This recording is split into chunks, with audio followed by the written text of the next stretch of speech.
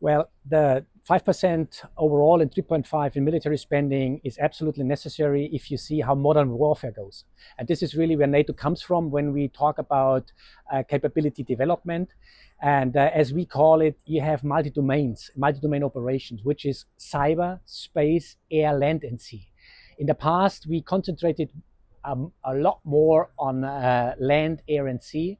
And now, cyber and space, if you don't concentrate, if you don't develop the capabilities and use them as a whole in order to create dominance, then you have a real problem. And this is, besides all the development, this is why you need money at the same time in order to afford it.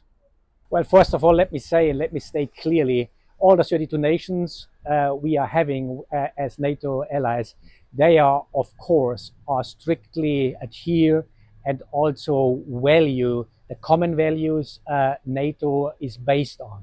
Okay. At the same time, and I think this is sometimes a difference where you have to see, of course, all nations have different interests.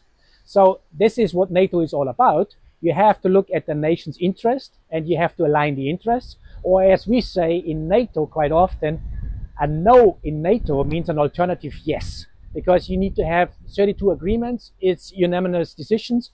But let me tell you, from all the work I have done with NATO, at the end of the day, there are common values and everybody adheres to.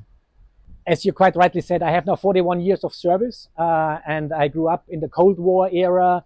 Then it was unification of both German states. And then it was out of area. And now we are in a really new threat and security challenge environment overall. So there is quite some difference. But what I really see is that, and that comes back to the other question you asked as well, if you're based on values, you develop.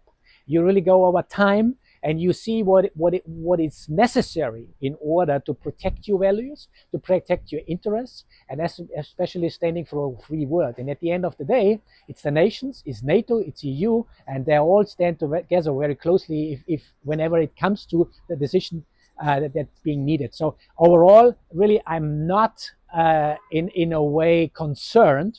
I'm rather very optimistic that in the end of the day, this free and Western alliance always performed well when it was needed. That really also feeds in the other questions you asked already, because at the end what it is, as I said, having different interests, having different views, this is nothing wrong. I would say it enriches the discussion. So you see it from different angles, from different perspectives. But in the end of the day, you have to find a common solution and a common way forward in the interest of the alliance, in the interest of all its 32 member states. And let me state that also very clearly. We are not only 32 allies, we are 32 allies plus 35 partners. And this is what NATO really is all about. And really, if you this is the foundation. If you base it on that, this is where you can protect a free Western world.